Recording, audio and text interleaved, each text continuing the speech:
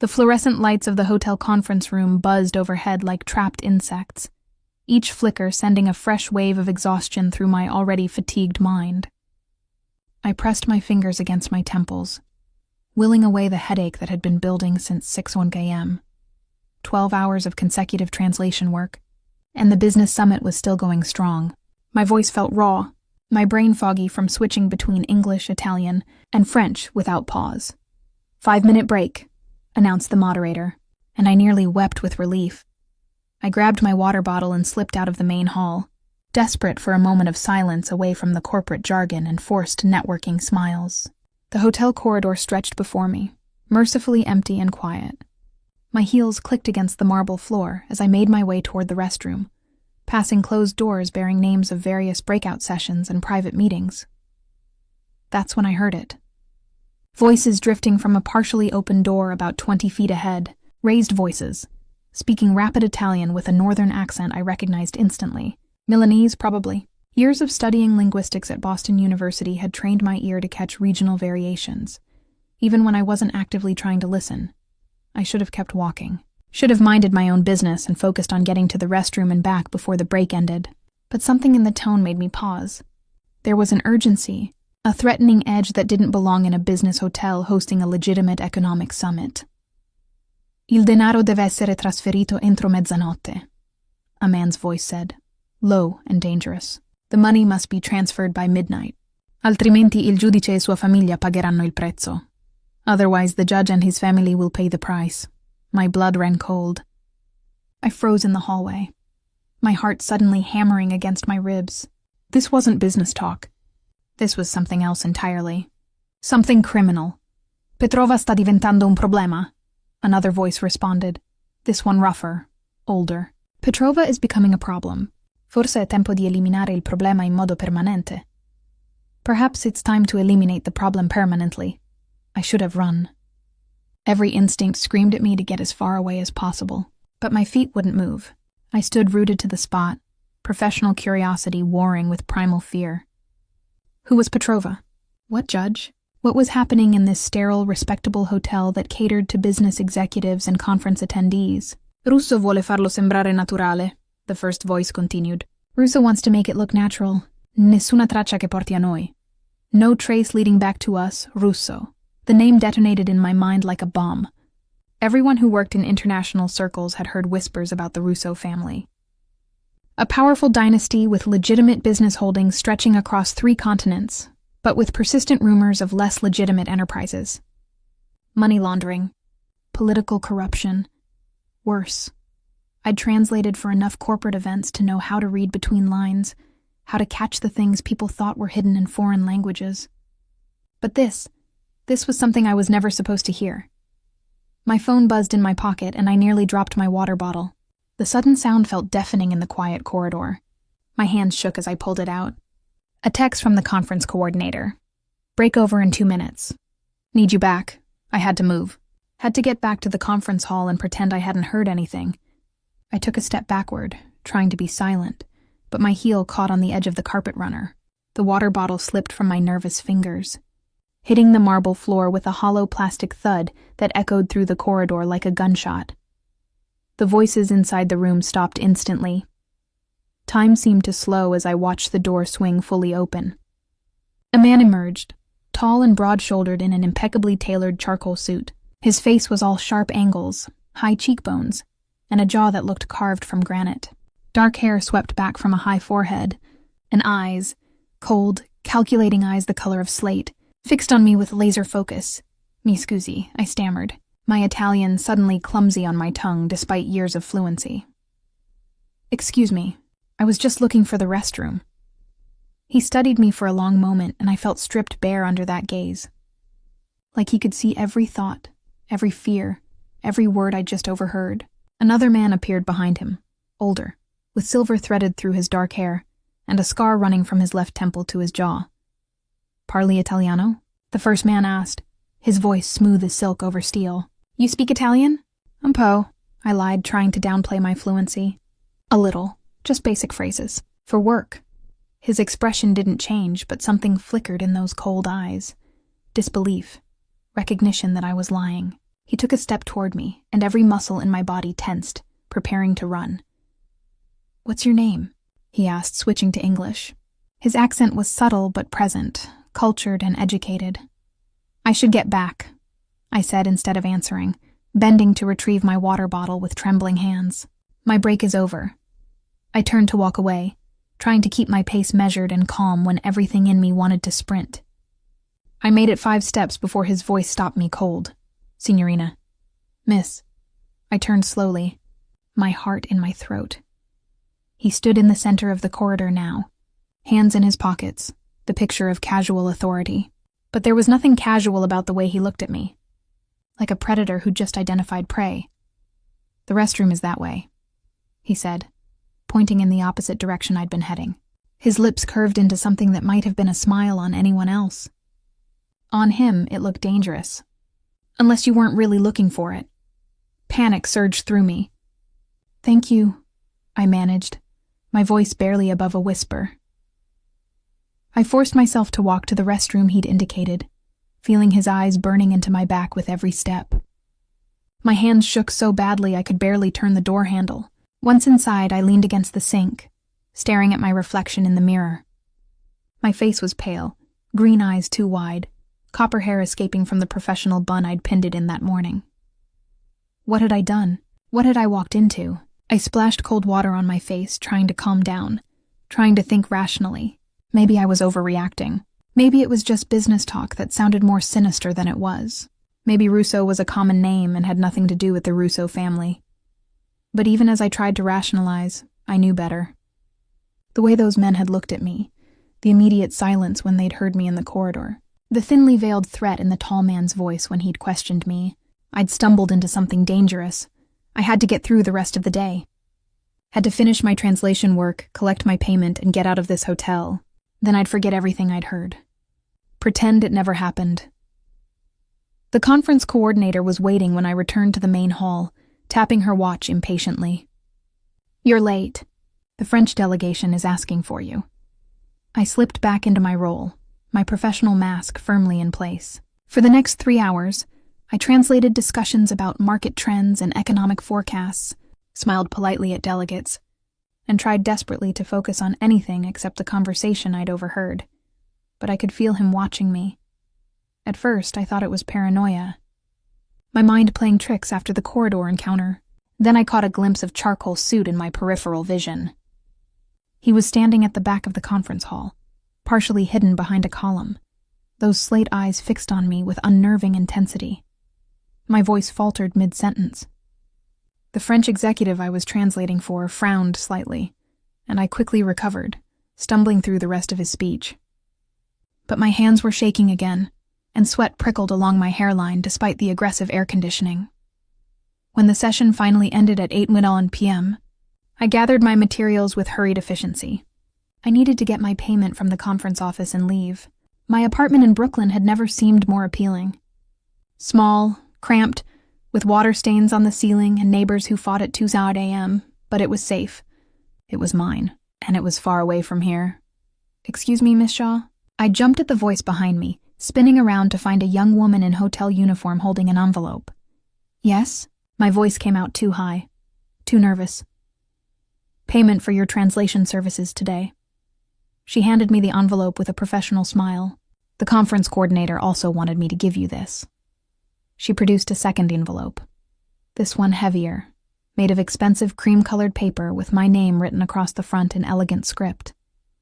My stomach dropped. "What is this?" I asked. The woman shrugged. "A gentleman asked me to deliver it, said it was important." She walked away before I could ask which gentleman, leaving me standing in the emptying conference hall holding 2 envelopes, my payment in one hand, and something unknown and potentially dangerous in the other.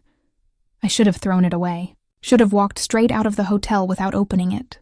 Instead, with trembling fingers, I broke the wax seal and extracted a single card. The handwriting was the same elegant script as the envelope. "Miss Shaw, I believe we have matters to discuss.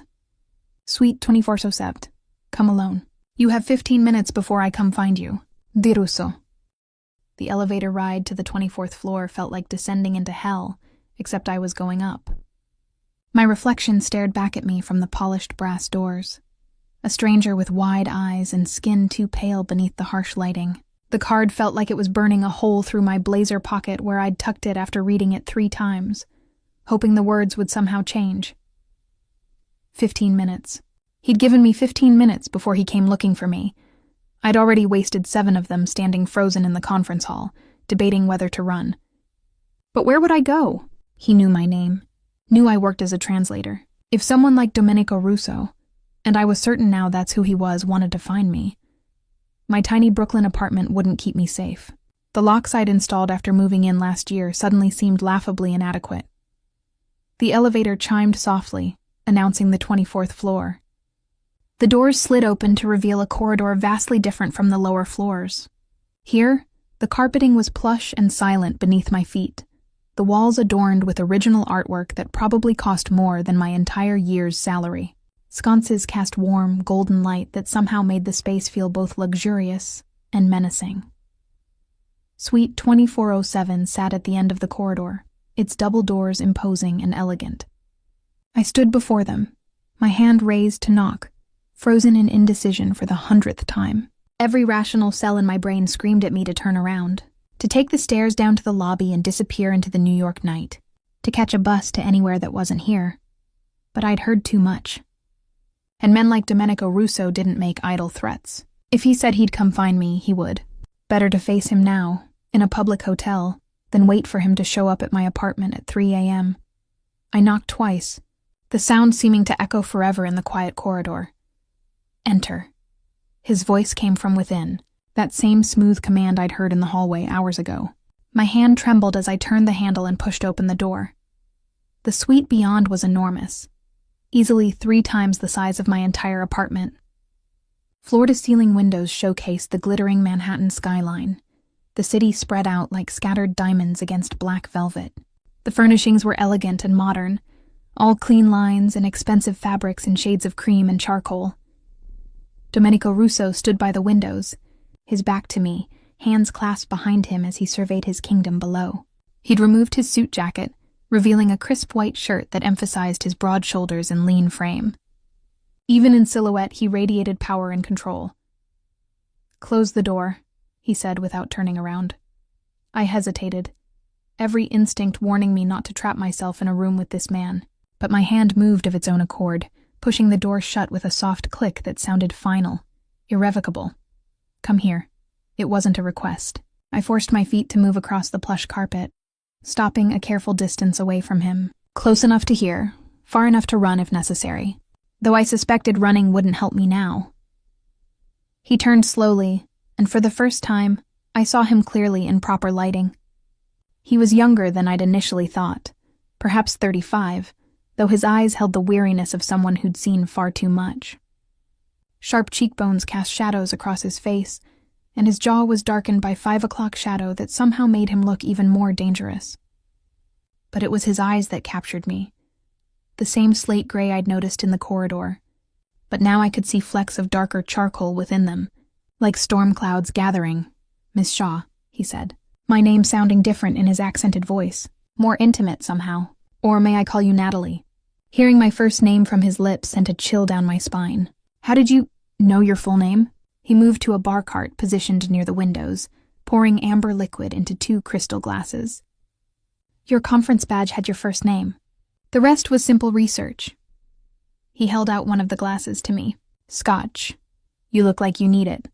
I didn't take it. "I should go. I don't know what you think I heard, but don't insult my intelligence by lying." His voice remained calm, almost pleasant, which somehow made it more threatening. "You speak fluent Italian. Your conference bio lists it as one of your 6 languages, along with French, Spanish, German, Portuguese, and Mandarin. Quite impressive for someone only 27 years old."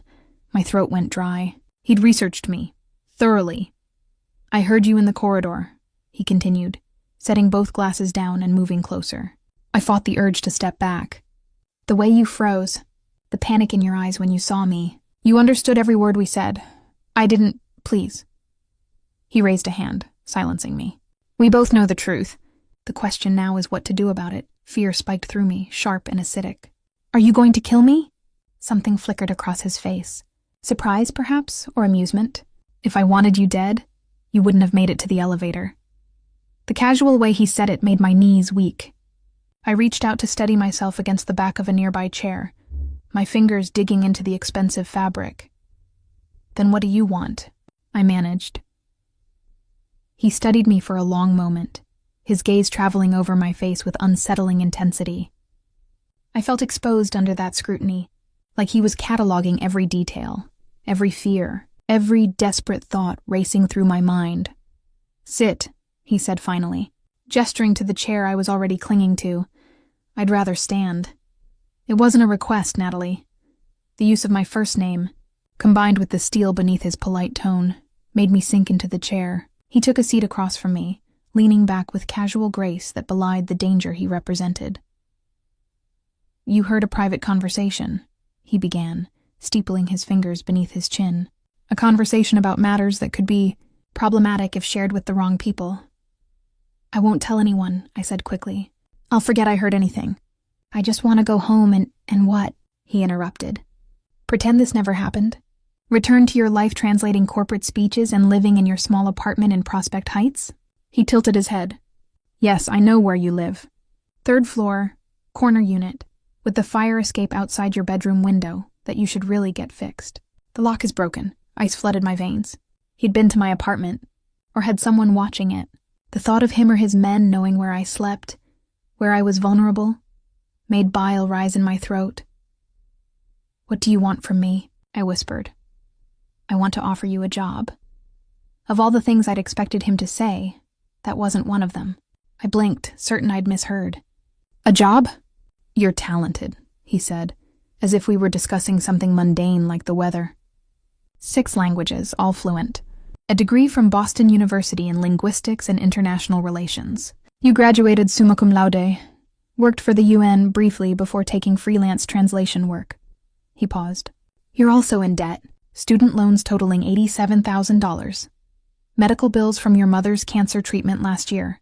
$43,000. You work 3 different translation contracts to stay afloat and still barely make rent each month. My face burned with humiliation. He knew everything. Had dissected my life like a specimen under glass. I don't need your pity, I said, trying to inject strength into my voice. I'm not offering pity. I'm offering employment. He leaned forward slightly. I have various business interests that require someone with your linguistic skills. Someone discreet. Someone who understands that certain conversations should remain private. You mean someone you can control? I shot back. Someone who heard too much and now has to work for you or face consequences. That ghost of a smile returned. I prefer to think of it as mutually beneficial. You need money. I need a translator I can trust, or at least one I can monitor. And if I refuse, the temperature in the room seemed to drop several degrees. Domenico's expression didn't change, but something hardened in his eyes. I don't think you want to refuse, Natalie. Not when refusal would raise questions about your mother's medical care at Lenox Hill Hospital. Such expensive treatment. It would be a shame if insurance complications arose. My hands clenched into fists. You wouldn't. I wouldn't want to, he corrected. But I also can't have someone walking around with knowledge of my private affairs. So you have 2 choices. Work for me, under my protection and supervision, or face the consequences of refusing. He stood, moving to the windows again. I'll be honest with you, because I value honesty in my employees. The conversation you overheard involved sensitive business matters. People who know about those matters become liabilities. I eliminate liabilities. The threat hung in the air between us, crystal clear despite his pleasant tone. You're blackmailing me, I said numbly. I'm offering you employment with excellent benefits, he countered. Salary of $200,000 per year, health insurance for you and your mother, immediate payment of all outstanding debts. He glanced over his shoulder at me. All I require is your loyalty and discretion, $200,000. The number made my head spin. That was more than double what I made now, struggling through multiple contracts.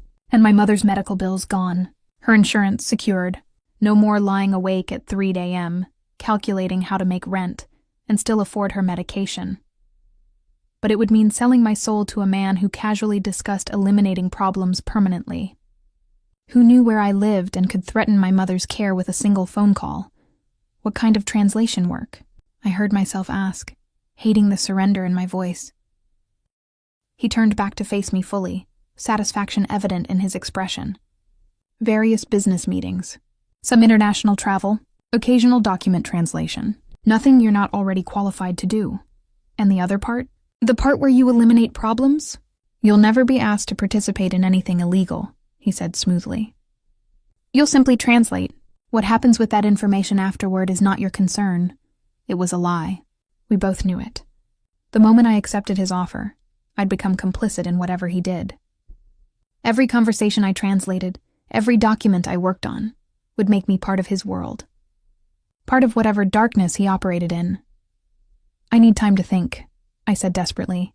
You have until midnight tonight. He checked his watch, a platinum piece that probably cost more than my car. That gives you approximately 4 hours. After that, my offer expires, and we move to less pleasant alternatives. I stood on shaky legs, needing to escape this sweet and his overwhelming presence, needing space to breathe and think clearly. One more thing, he said as I reached the door. Don't consider running. I have people watching your apartment, your mother's hospital, and every exit from this city. There's nowhere you can go that I can't find you. I turned back, anger finally cutting through the fear. You're a monster. His expression didn't change. Yes, he agreed simply. But I'm a monster who's offering you a way out of poverty and into security. Think carefully about which choice serves you better. I fled the suite, my vision blurring with tears I refused to let fall until I was safely in the elevator. As the doors closed, I caught a glimpse of him still standing by those massive windows, silhouetted against the glittering city like a king surveying his domain. And I realized with sinking certainty that I'd already made my choice. I'd made it the moment I heard that conversation in the corridor, the moment I froze instead of walking away, the moment fate or bad luck or cruel coincidence had put me in the path of Domenico Russo. My old life, the one where I struggled but was free, was over. And whatever came next would be lived in the shadow of a man who eliminated problems and called it business. The elevator doors opened in the lobby, releasing me into the still bustling hotel. People moved around me, oblivious to the fact that my entire world had just been dismantled and reconstructed in the span of one conversation. I walked out into the Manhattan night, the October air sharp against my flushed skin. I had 4 hours to decide my future, but deep down, beneath the fear and anger and desperation, I knew there was only one choice I could make. The question wasn't whether I'd accept Domenico Russo's offer. It was whether I'd survive what came after. I didn't go home. Couldn't face the empty walls of my apartment, knowing Domenico's men were watching, cataloging my movements like a specimen under observation. Instead, I walked, block after block through Manhattan's glittering streets, my heels clicking against pavement still warm from the day's heat, my mind racing faster than my feet could carry me. The city pulsed with Friday night energy. Couples laughed over dinner through restaurant windows. Groups of friends spilled out of bars, their voices loud and careless. I envied their normalcy, their uncomplicated lives where the biggest worry was whether to get another drink or call it a night. My phone buzzed. Mom's name lit up the screen, and guilt stabbed through me sharp as a knife. Hey, sweetheart. Her voice came through, thin but warm. How was the conference? I stopped walking, pressing my back against a brick building, suddenly unable to form words around the lump in my throat. She sounded tired.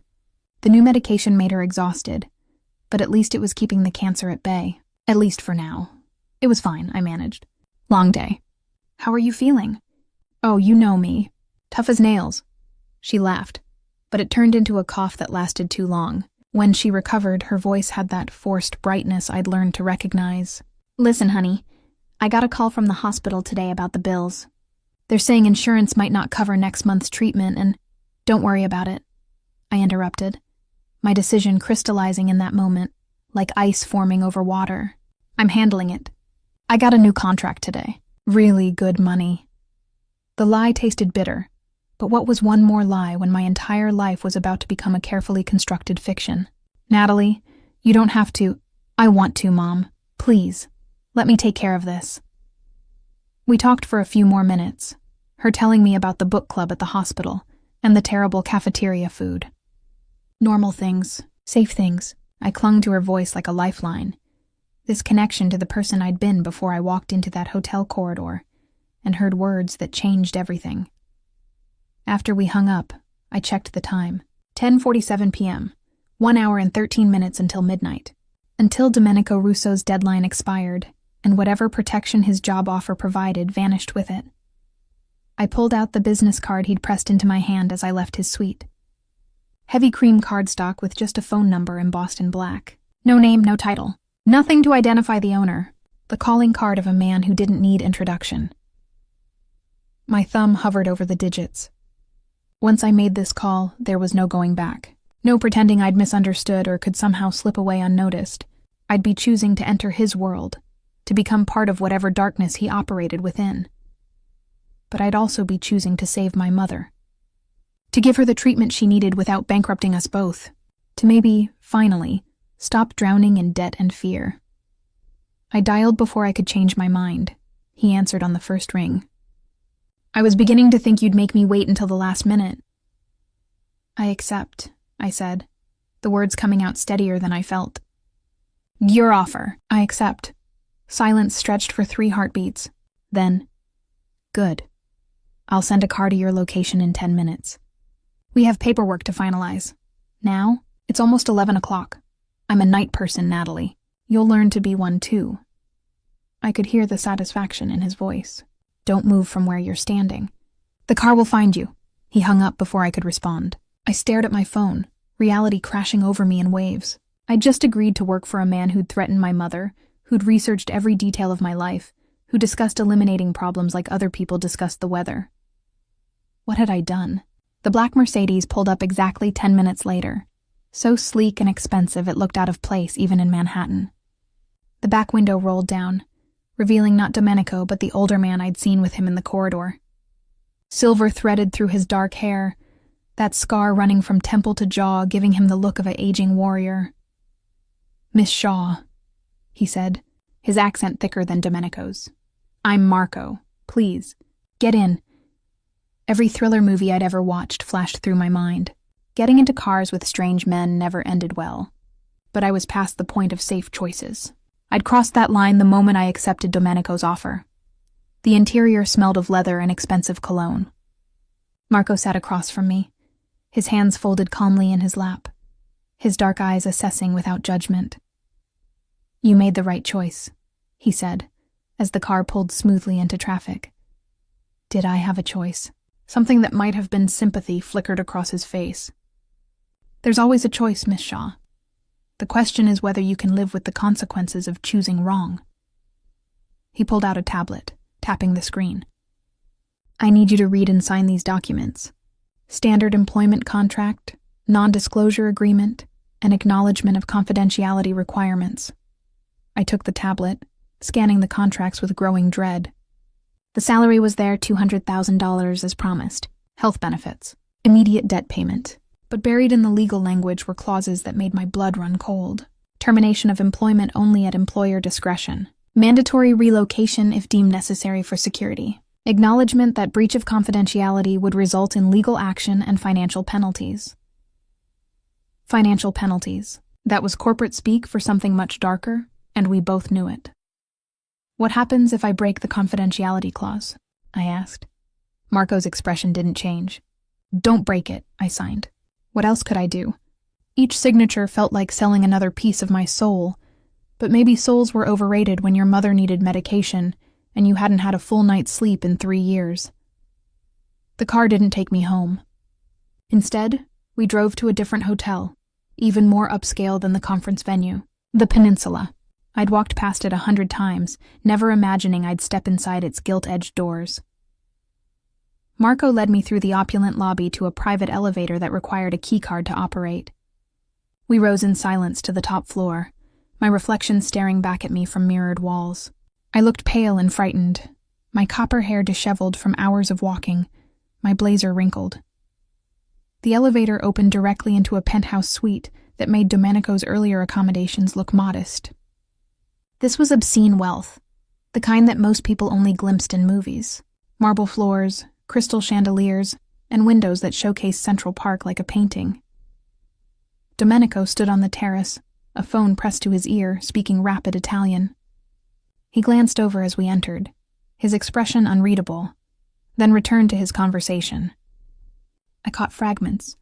Something about a shipment, a meeting in Milan, confirmation of numbers that meant nothing to me. Yet.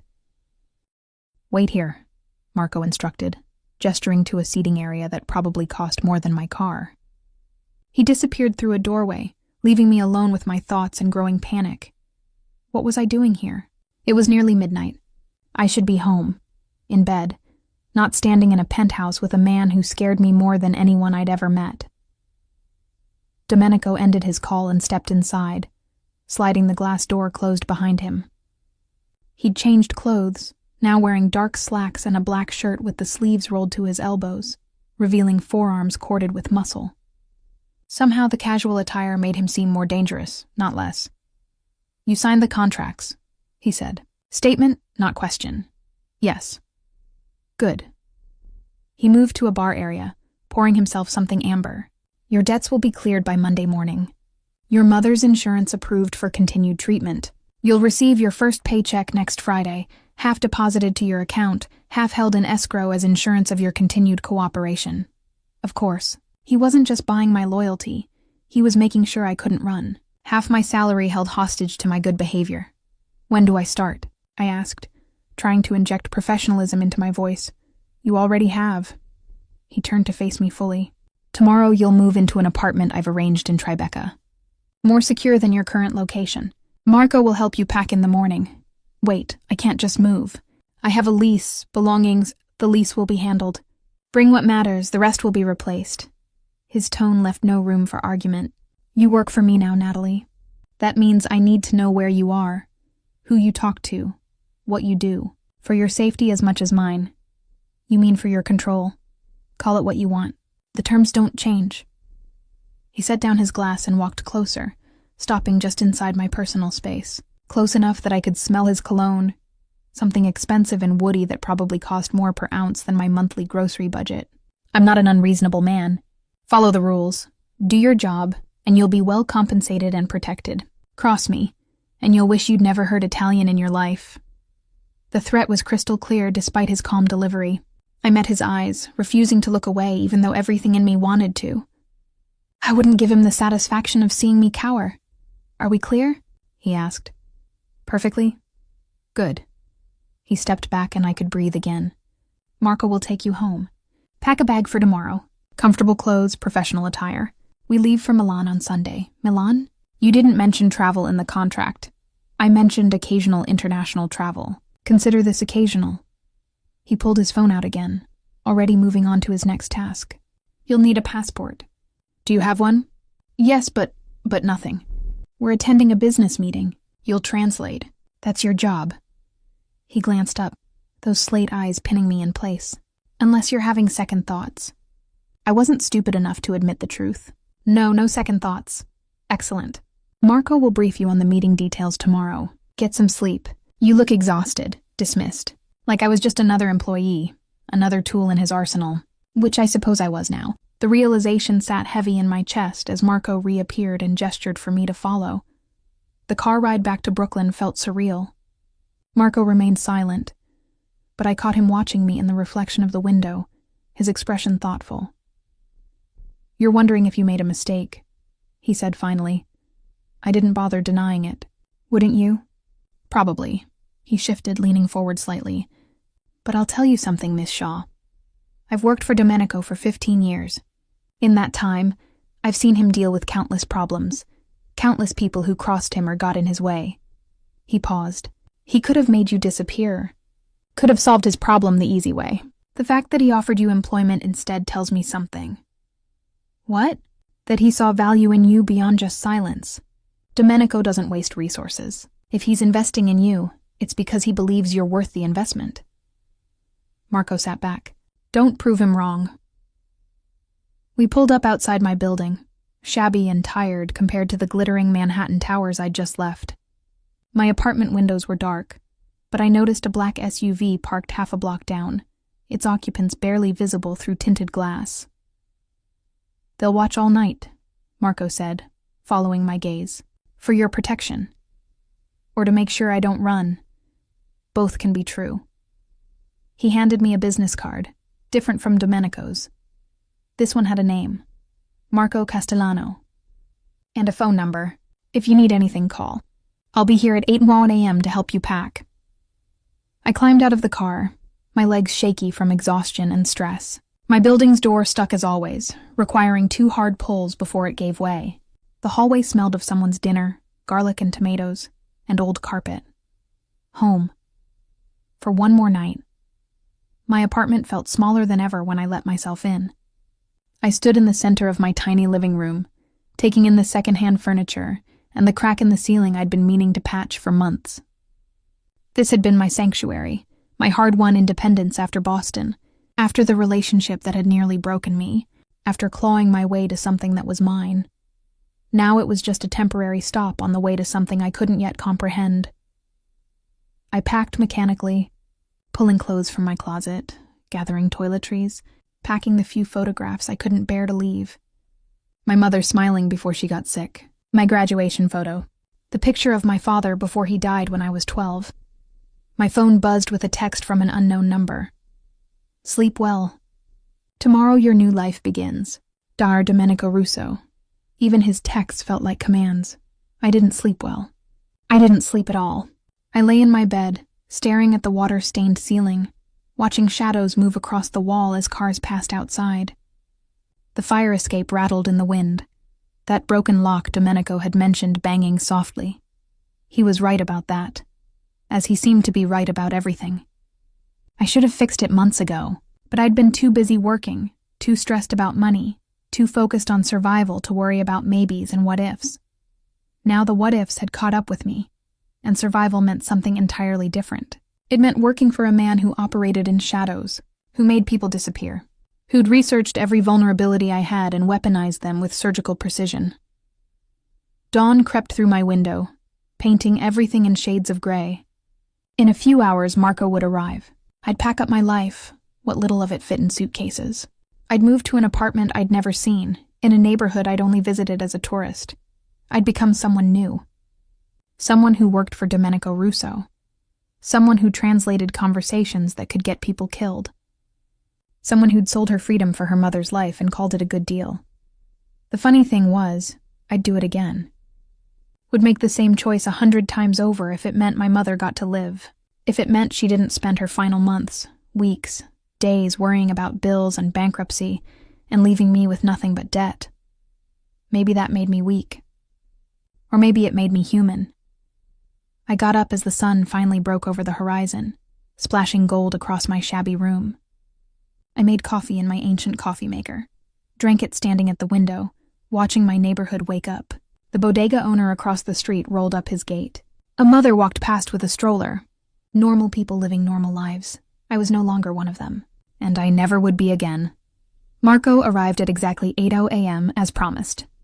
I'd been ready for an hour, my belongings condensed into 3 suitcases and 2 boxes of things I couldn't bear to leave behind. Books mostly, and photo albums my mother had kept. The accumulated evidence of a life that was ending today. This is everything, Marco asked, surveying my packed belongings with something like surprise. I travel light. I didn't mention that most of my furniture had come with the apartment, or that I'd never accumulated much after fleeing Boston 3 years ago. Possessions felt like anchors then, things that could weigh you down when you needed to run. How ironic that I was running again. Except this time toward danger instead of away from it.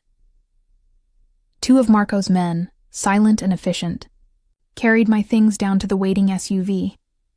I took one last look at the apartment that had sheltered me through my poorest, loneliest years. The kitchen where I'd learned to make meals for $2. The bathroom where I'd cried after particularly brutal translation shifts.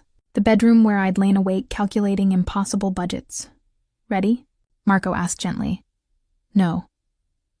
Yes, the apartment in Tribeca stole my breath. Floor-to-ceiling windows overlooked the Hudson River, morning light pouring across hardwood floors that gleamed like honey. The furniture was modern and expensive, all clean lines and neutral tones. The kitchen had marble countertops and appliances I wasn't sure I knew how to operate. 2 bedrooms, 2 bathrooms, a living space larger than my entire previous apartment. "It's too much," I whispered. "It's secure," Marco corrected. "Doorman downstairs, cameras on every floor, reinforced locks. Mr. Russo takes the safety of his employees seriously." He set my suitcases in the master bedroom, which featured a bed that could sleep 4 in a closet bigger than my old bedroom.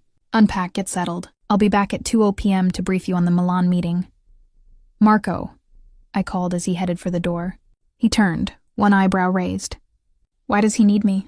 "Domenico speaks perfect English. His business associates probably do too. Why go through the trouble of hiring a translator?" Something shifted in Marco's expression. A flash of respect, maybe. "Because business conducted in English is transparent.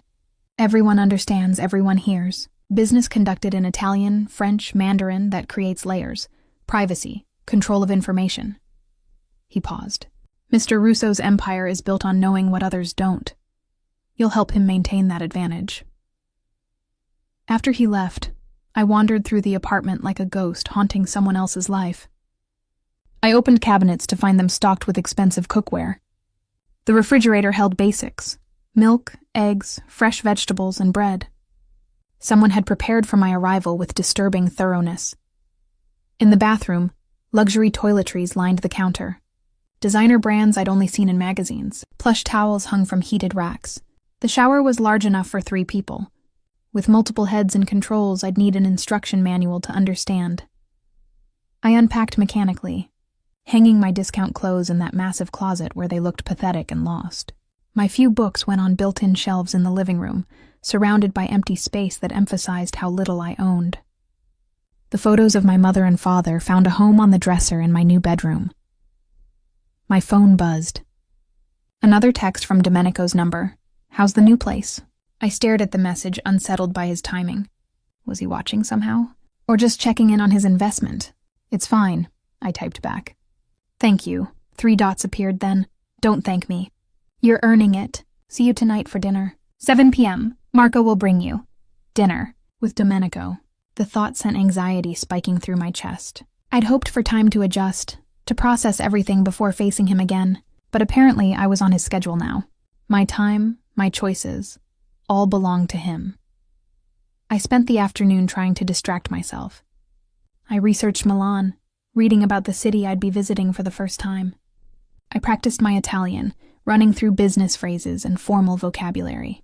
I tried on different outfits for dinner, finally settling on a simple black dress that seemed appropriate without being too formal. Marco returned at 2:00 p.m. exactly, carrying a leather folder thick with documents.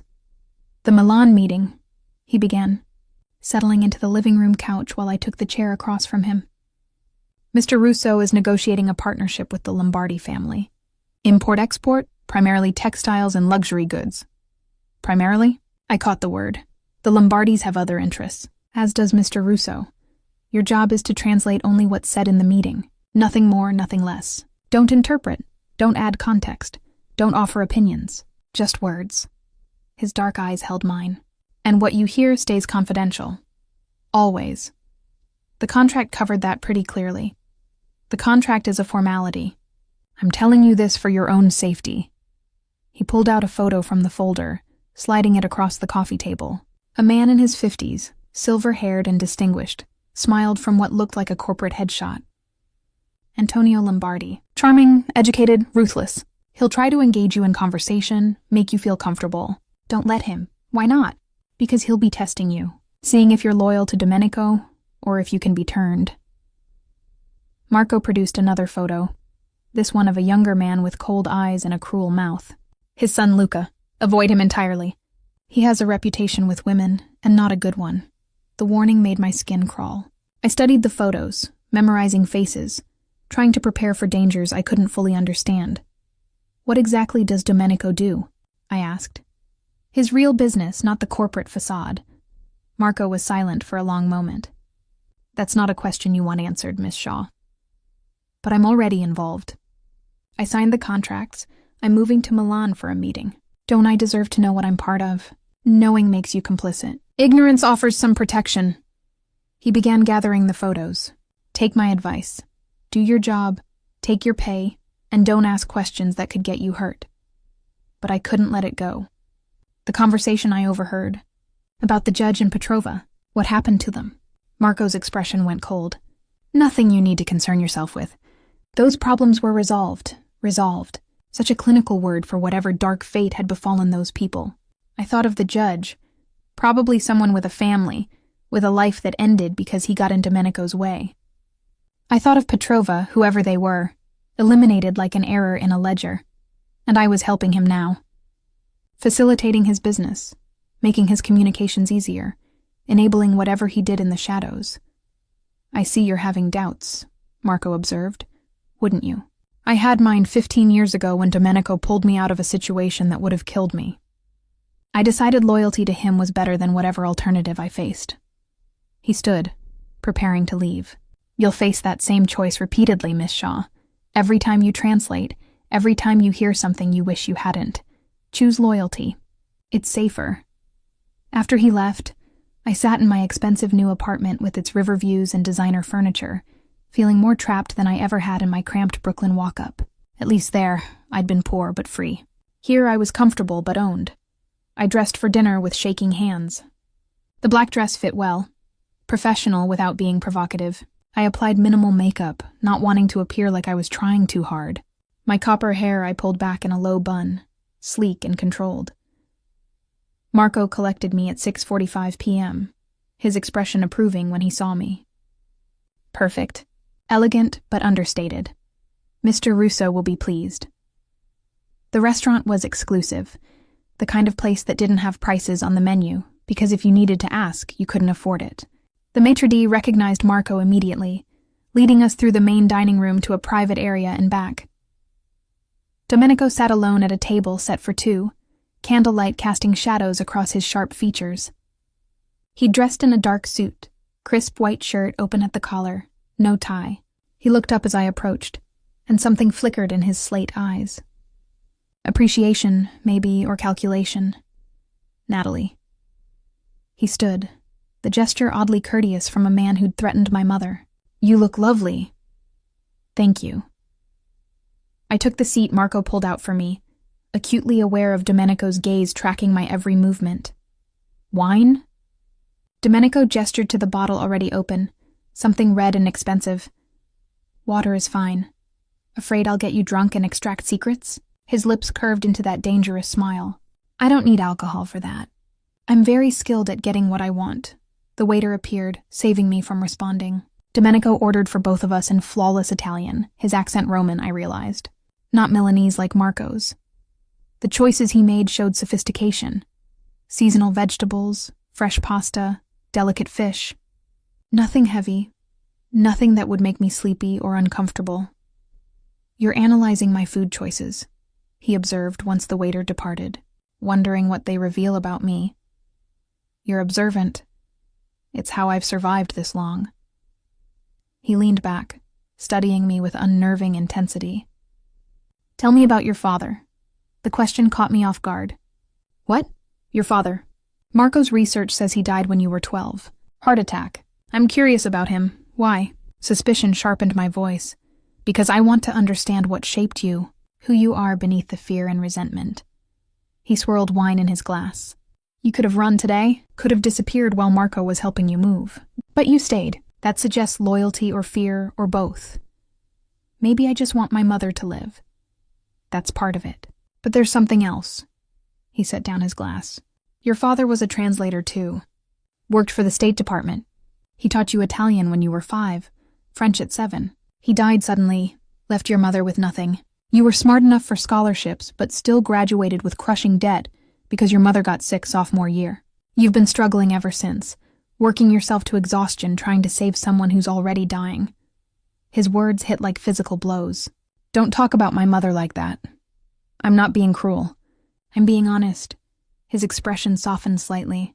She has stage 4 pancreatic cancer. The treatment I'm funding will buy her time. Maybe a year if she's lucky. But it won't save her, Natalie. Nothing will.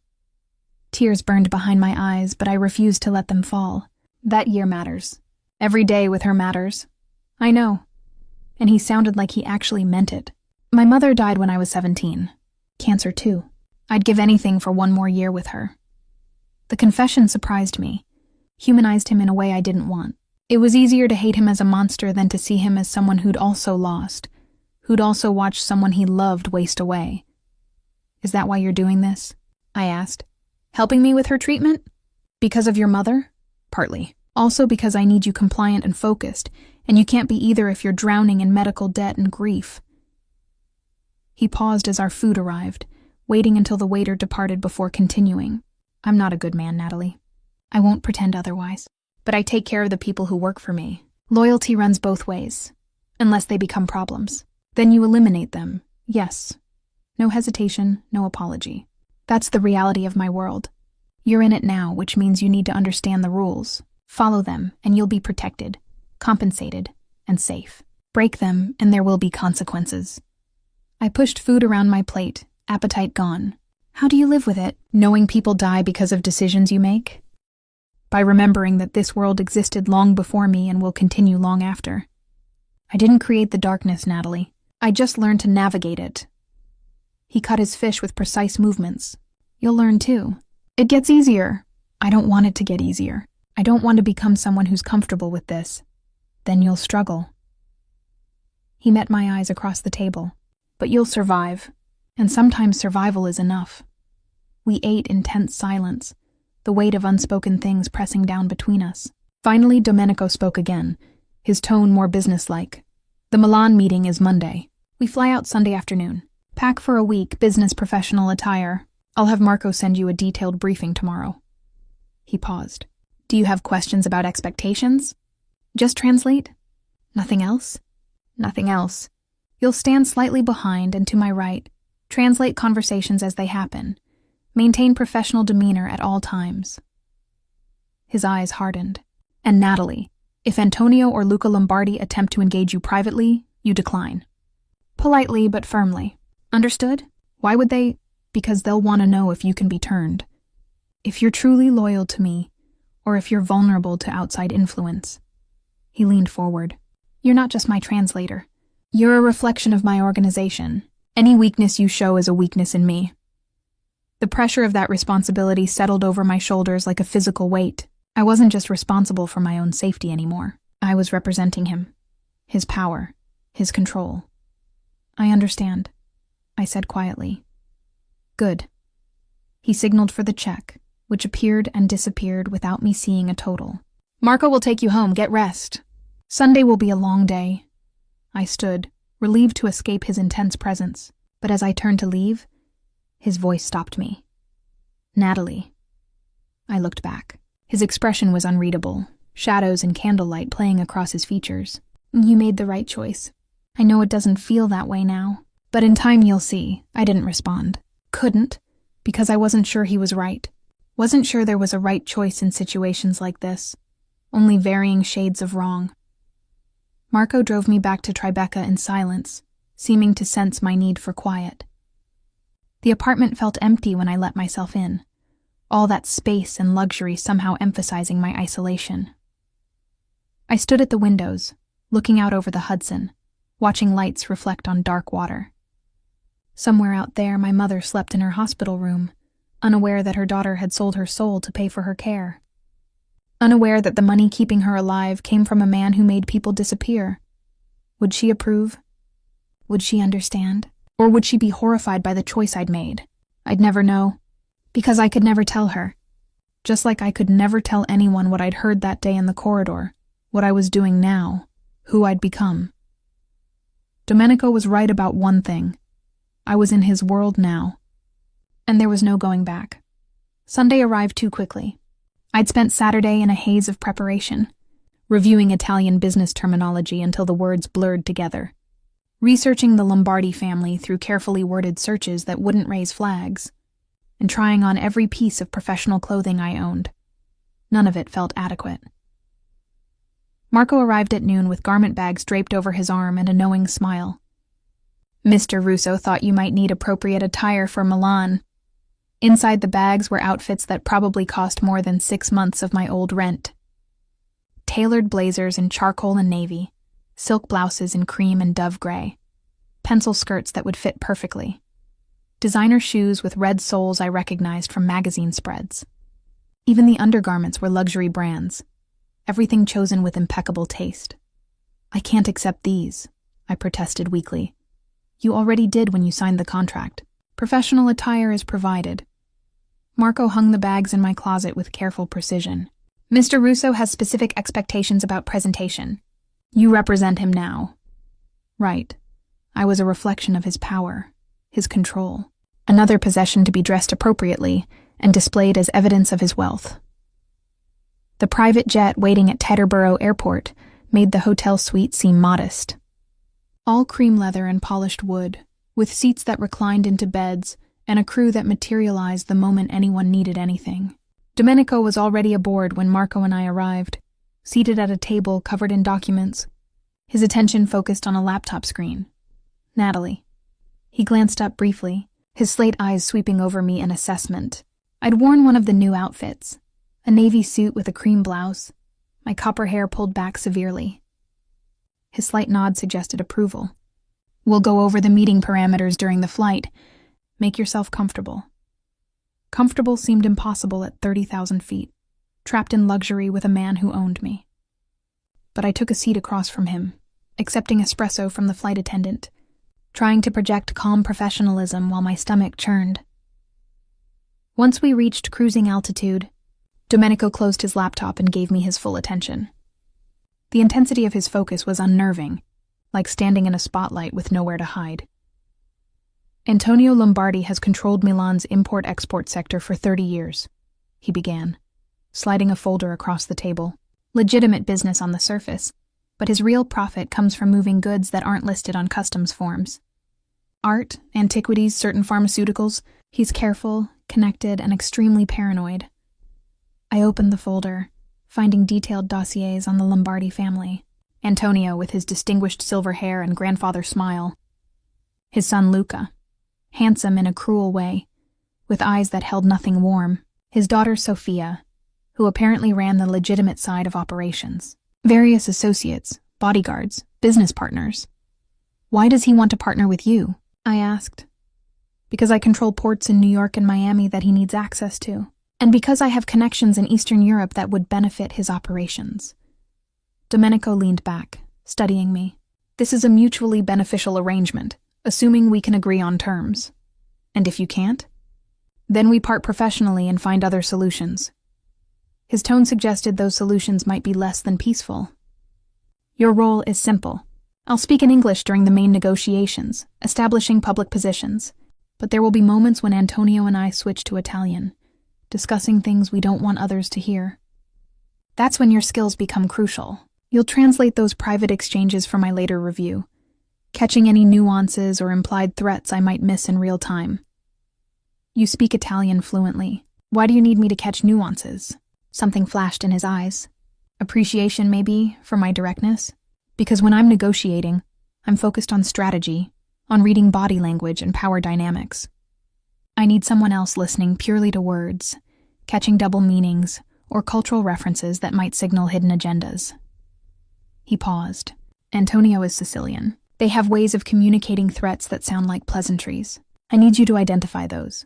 The weight of that responsibility pressed down on me. I wasn't just translating words anymore. I was acting as his early warning system, identifying dangers hidden in polite conversation. What if I miss something? "You won't." Complete confidence in his voice. "Marco vetted you thoroughly. Your linguistic analysis thesis at BU focused on coded communication in Romance languages. You identified 12 distinct methods of conveying threats through seemingly innocent Italian phrases. That's exactly what I need." He'd read my thesis. Of course he had. He probably knew my work better than I remembered it myself. "There's something else," Domenico continued, his expression hardening slightly. "Luca will make advances toward you. It's his pattern with any attractive woman in his vicinity. You'll decline politely but firmly. Don't engage, don't flirt, don't give him any encouragement whatsoever. I'm not interested in... I know you're not. But Luca views women as conquests, and he's persistent." Domenico's jaw tightened almost imperceptibly. "You're under my protection. Any insult to you is an insult to me. I need him to understand that immediately." The possessiveness in his tone should have frightened me. Instead, it stirred something complicated and unwelcome. He was claiming ownership, yes, but also offering protection. The lines felt dangerously blurred. We spent the next 4 hours reviewing scenarios, running through potential conversations and my expected responses. Domenico drilled me relentlessly, switching between languages, testing my speed and accuracy. By the time Milan appeared below us, glittering in late afternoon sun, I felt wrung out and over-caffeinated. The hotel was everything I'd expected from Domenico's standards. 5-star luxury in Milan's historic center. Our suites occupying an entire floor with views of the Duomo.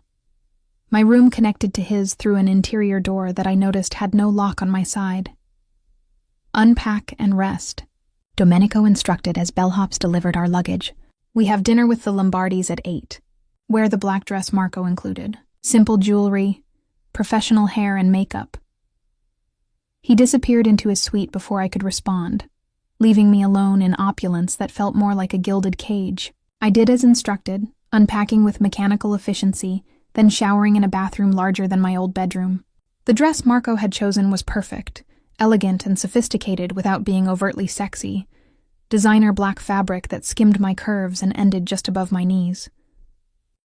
I was applying minimal makeup when the connecting door opened without warning. Domenico stepped through, now wearing a charcoal suit that probably cost more than most people's cars. His hair was slightly damp, slicked back from his forehead, and he smelled of expensive cologne and danger. "Good," he said, assessing my appearance with that calculating gaze. "You look exactly right. Professional, attractive, but not available." "I am available," I said before I could stop myself. "I'm not actually with you. In Milan, you are." He moved closer, and I fought the urge to step back. "To the Lombardis, to everyone we encounter, you're mine. My translator, under my protection, associated with my interests. That association keeps you safe. Understand?" I nodded, not trusting my voice. He was standing too close, invading my space, with that overwhelming presence that seemed to fill every room he entered. One more thing. He reached into his pocket, extracting a small black box. Inside was a necklace, delicate gold chain with a small pendant. Not ostentatious, but clearly expensive. "Wear this. Domenico, I can't. You can and will. It's not a gift. It's a costume piece for the role you're playing." He moved behind me, and I felt his fingers brush my neck as he fastened the clasp. His touch was surprisingly gentle, at odds with everything else about him. "There. Perfect." I looked in the mirror, seeing us reflected together, him tall and powerful in his dark suit, radiating controlled menace. Me looking smaller somehow, despite my height and heels, the necklace sitting against my collarbone like a brand of ownership. "We should go," I said, needing distance from this moment. The restaurant was exclusive, naturally. Private dining room, security that looked like guests, and enough wealth concentrated in one space to fund a small country. Antonio Lombardi held court at the head of the table, laughing at someone's joke, playing the role of charming patriarch. He stood as we entered, arms spread in welcome. "Domenico. Finally, we meet in person." His Italian was Sicilian accented, warm and effusive. "And who is this lovely creature?" "My translator, Natalie Shaw." Domenico's hand settled on the small of my back, possessive and warning. "She'll be facilitating our discussions." Antonio's eyes traveled over me with uncomfortable thoroughness. "Bellissima. You have excellent taste, my friend." "In all things," Domenico replied smoothly. Luca appeared at his father's elbow, and I understood immediately why Marco had warned me. He was handsome in a predatory way, with dark eyes that stripped and assessed simultaneously. His smile held nothing kind. "Miss Shaw." He took my hand before I could prevent it, pressing his lips to my knuckles in a gesture that lingered too long. "A pleasure. I hope you'll sit next to me during dinner. I'm always eager to practice my English." "Miss Shaw sits with me," Domenico interjected, his tone pleasant but brooking no argument. "Shall we?" Dinner was a performance, everyone playing roles with perfect precision. Antonio, the charming host, discussing wine and art and Milanese culture. Domenico, the powerful guest, engaging politely while revealing nothing substantial. Luca, the seductive son, finding excuses to address comments to me despite Domenico's increasingly obvious disapproval. I translated when required, catching undercurrents in the Italian conversations that flowed around the English discussions. Antonio probing for weaknesses, testing boundaries through carefully worded compliments. Domenico deflecting with equal skill, establishing his position without direct confrontation. "Your translator is quite accomplished," Antonio observed in Italian, ostensibly to Domenico but loud enough for the table to hear. "Such linguistic gifts are rare. You must value her highly." "I value all my people appropriately," Domenico responded, also in Italian. The exchange seemed innocent, but I caught the real meaning. Antonio was asking if I could be bought. Domenico was saying no. "Perhaps Miss Shaw would enjoy seeing Milan's cultural sites," Luca suggested in English, his attention fixed on me. "I'd be happy to provide a personal tour tomorrow." "Miss Shaw's schedule is full," Domenico said before I could respond. His hand found my knee under the table, a gesture hidden from view but unmistakably possessive. "Perhaps another time." The message was clear. I was off limits. Luca's smile tightened, but he nodded acceptance. For now. The real negotiations began after dinner, when we moved to a private study. Antonio's daughter, Sophia, joined us, all business in her tailored suit, her sharp eyes missing nothing. She ran the legitimate operations, Marco had said, but she wasn't naive about the rest. They switched to Italian now, the pleasant social facade dropping away as they discussed territory, percentages, and terms. I translated in real time, keeping my voice neutral as they debated how to divide profits from operations I tried not to think too hard about. "The eastern routes are complicated," Antonio said, his tone harder now. "Petrova controlled them before his unfortunate accident. Now there's a vacuum, and various parties are attempting to fill it, violently." I kept my face neutral at the mention of Petrova, the name from the conversation I'd overheard. The problem that had been eliminated permanently. "I have connections in Prague and Warsaw," Domenico replied. "With your distribution network in Western Europe, we could establish control before the situation deteriorates further." They talked for hours, hammering out details while I translated and tried to ignore the implications. This was arms dealing, I realized. Or drug trafficking. Or both. Hidden beneath discussions of import-export and logistics were operations that destroyed lives, and I was facilitating them. Finally, near midnight, they reached preliminary agreements. Handshakes exchanged, promises made, with the understanding that lawyers would formalize everything later. Antonio walked us to the entrance, all warm goodbyes and plans for future dinners.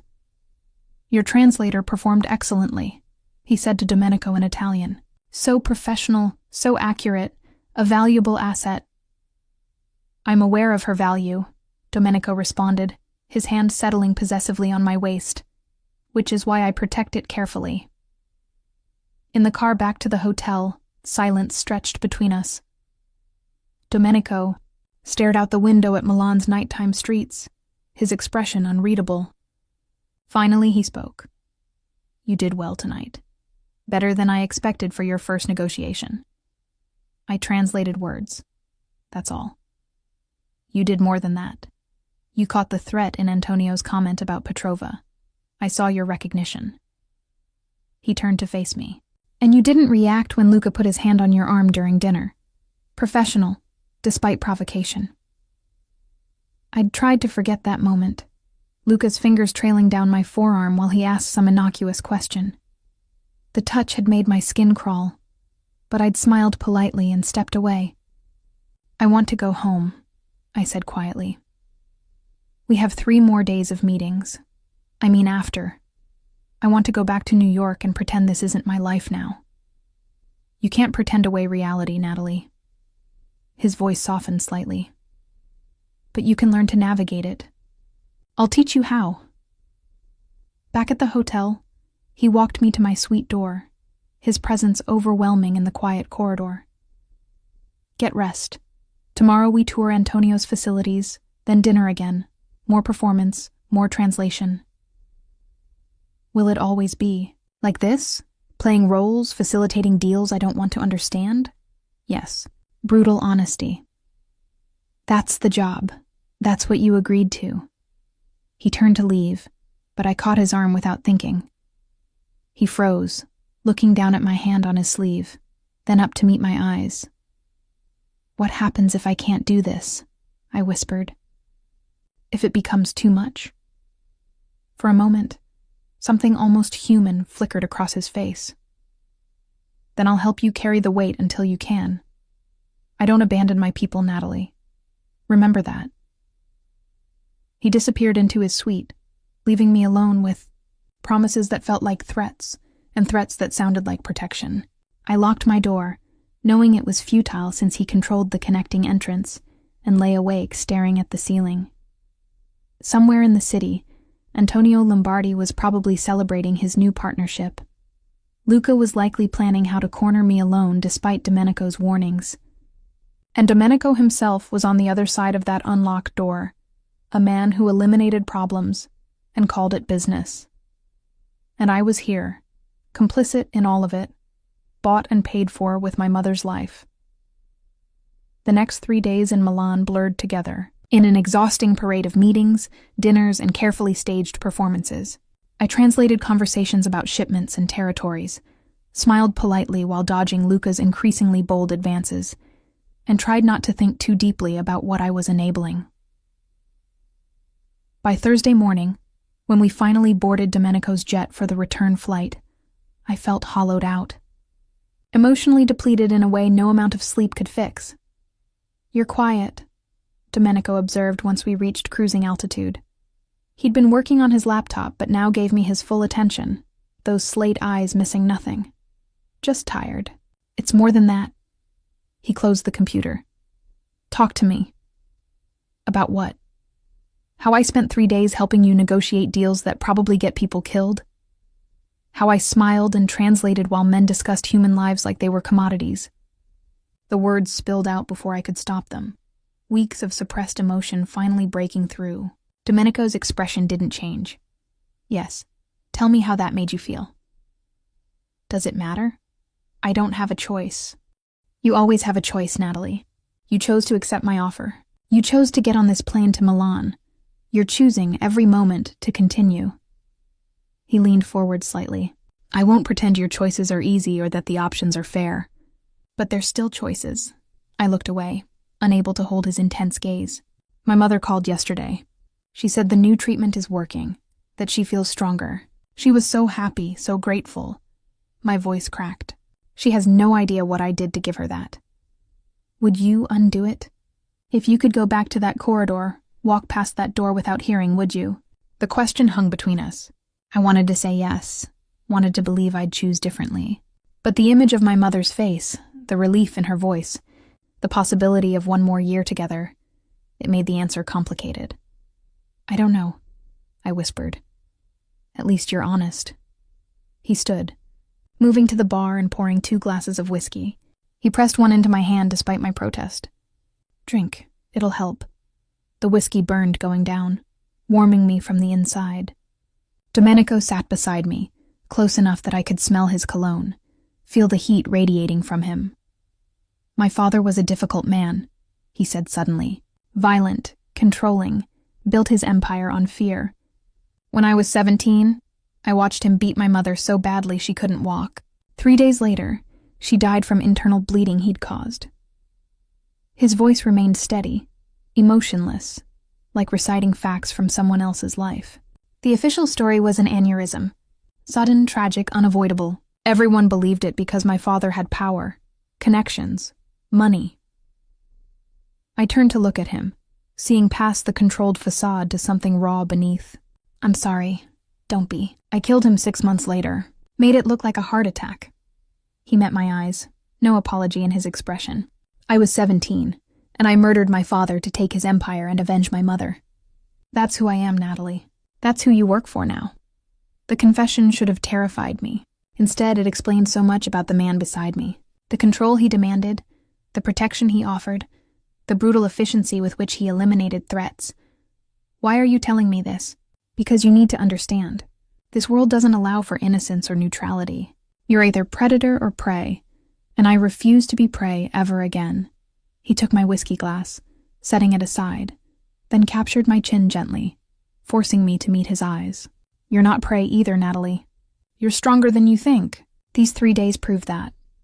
I don't feel strong. I feel compromised. Compromised implies you had purity to lose. None of us do. We're all just trying to survive, protect the people we love, find meaning in the choices we make. His thumb brushed across my cheekbone, the gesture unexpectedly tender. Your mother is alive because of you. That matters more than anything else, does it? Even if people die because of what I help you do, people die regardless of our involvement. The question is whether we can live with our part in it. He released me, sitting back. I've made peace with who I am. You'll have to decide if you can make peace with who you're becoming. The rest of the flight passed in contemplative silence. I dozed fitfully, waking to find Domenico's jacket draped over me like a blanket. Him working quietly across the aisle, giving me space to process. Marco met us at Teterboro, his expression carefully neutral as he helped with luggage. Welcome back. Miss Shaw, I'll drive you home. Actually, Domenico interjected, she's coming with me. We have matters to discuss. I expected protest to rise up, but I was too exhausted to argue. I followed him to his car, letting the city lights blur past the windows as we drove through Manhattan to an address in the Upper East Side. The penthouse he led me to was stunning, all modern elegance and breathtaking views. Unlike his hotel suites, this felt personal. Books on shelves, art that looked collected rather than decorator chosen, photos in frames showing a dark-haired woman with Domenico's eyes. Your mother, I said, recognizing her from the photo I'd seen in research. Yes. He moved to the bar, pouring himself scotch. This was her favorite room. She'd sit by those windows for hours, reading, watching the city. I understood why he'd brought me here. This was trust, showing me something real beneath the dangerous facade. Permission to see him as human rather than monster. Why am I here, Domenico? Because in Milan you became more than just my translator. You became my partner in a way I didn't anticipate. He turned to face me fully. Antonio respects you. Sophia actually seemed to like you. Even Luca, despite his obvious interest, recognized you're not someone to underestimate. I just did my job.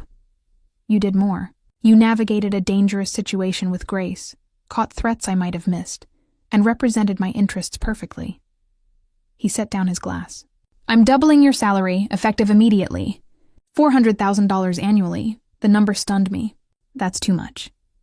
It's what you're worth to me. Don't argue. He moved closer. But there are conditions. You'll travel with me regularly now. Milan was just the beginning. There are meetings in Prague, Singapore, São Paulo. I need someone I can trust at those negotiations. More performances. More translations that facilitate things I don't want to think about. Yes. But also more protection, more security for your mother, and more financial freedom than you've ever known.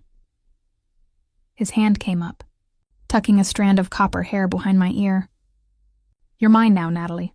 Not as possession, but as partnership. I protect what's mine absolutely.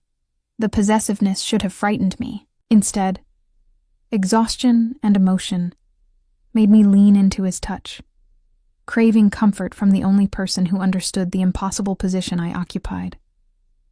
I'm so tired, I whispered. Tired of being scared, tired of moral compromises, tired of not knowing who I am anymore.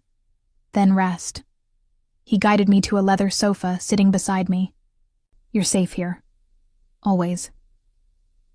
I don't know when I fell asleep, only that I woke hours later to find myself covered with a blanket, Domenico working quietly at his desk across the room. Morning light streamed through those massive windows, painting everything gold. What time is it? I asked, disoriented. 7.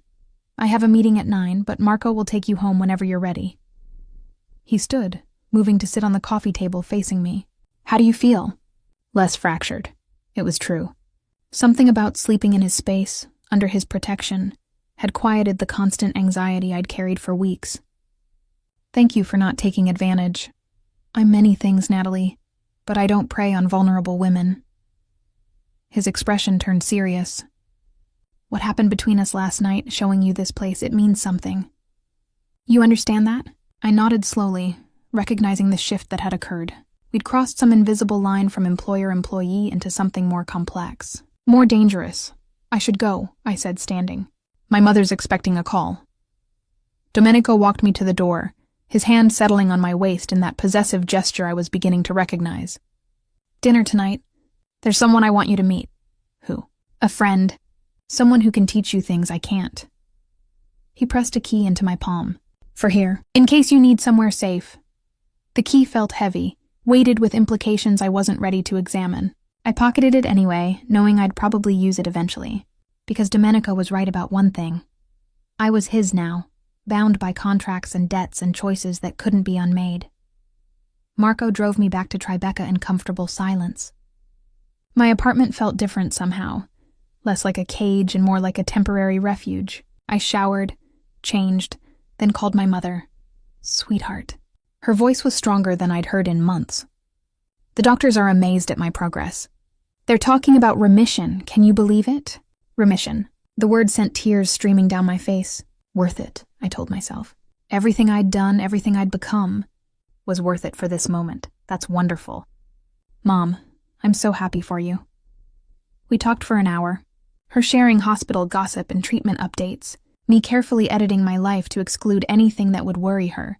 When we finally hung up, I felt lighter despite everything. My phone buzzed with a text from Domenico. Car will collect you at 7. Wear something elegant but comfortable. Trust me, trust him. The man who'd threatened my mother, researched my entire life and pulled me into a world of moral ambiguity. The man who'd also saved her life, protected me in Milan, and shown me vulnerability few people probably ever saw. I was beginning to realize trust and fear weren't mutually exclusive. I could be terrified of Domenico Russo while simultaneously trusting him to keep his word, to protect me, to value me beyond my usefulness. That evening, I dressed in one of the outfits he'd provided, a deep emerald dress that brought out my eyes. I applied makeup carefully, styled my hair in loose waves, and admitted to myself that I wanted to look good for him. The admission felt like surrender. Marco collected me precisely at 7, driving us to a restaurant in Little Italy that looked unassuming from outside. But the moment we entered, I recognized this was no ordinary establishment. Security disguised as diners, deference from staff that went beyond excellent service, and at a private table in back, Domenico with an older woman who had his same slate eyes. Natalie, he stood, gesturing me forward. This is my Aunt Carmela. She raised me after my mother died. Carmela assessed me with shrewd intelligence, then smiled warmly. So you're the translator my nephew won't stop talking about. Sit, child. Let's get to know each other.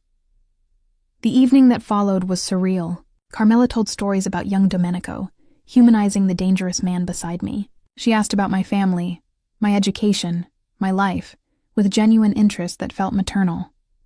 He needs someone like you, she said eventually, her English touched with Italian accent. Someone smart enough to challenge him, strong enough to survive his world, and good enough to remind him he's more than the darkness. Zia, Domenico warned softly. Hush, I'm allowed to meddle. She patted my hand. You're good for him, Natalie. And I think he's good for you too, even if neither of you wants to admit it yet. Later, after dinner, Domenico walked me to Marco's car. The night air was cool, carrying sounds of the city we both navigated so differently. Your aunt is lovely, I said. She's also right, about most things. He turned me to face him, hands settling on my shoulders. These past weeks, you've become essential to me. Not just as translator, but as someone I trust in a world where trust is currency. Domenico, let me finish. I know this isn't the life you would have chosen. I know I forced your hand, used your mother's illness as leverage, pulled you into situations you weren't prepared for. His grip tightened slightly, but I don't regret it. And I don't think you do either, not entirely. He was right, and the admission terrified me. What are we doing here? What is this becoming? Something complicated. Something that probably breaks a dozen boundaries in professional ethics. His thumb brushed across my collarbone, tracing the line of the necklace I still wore from Milan.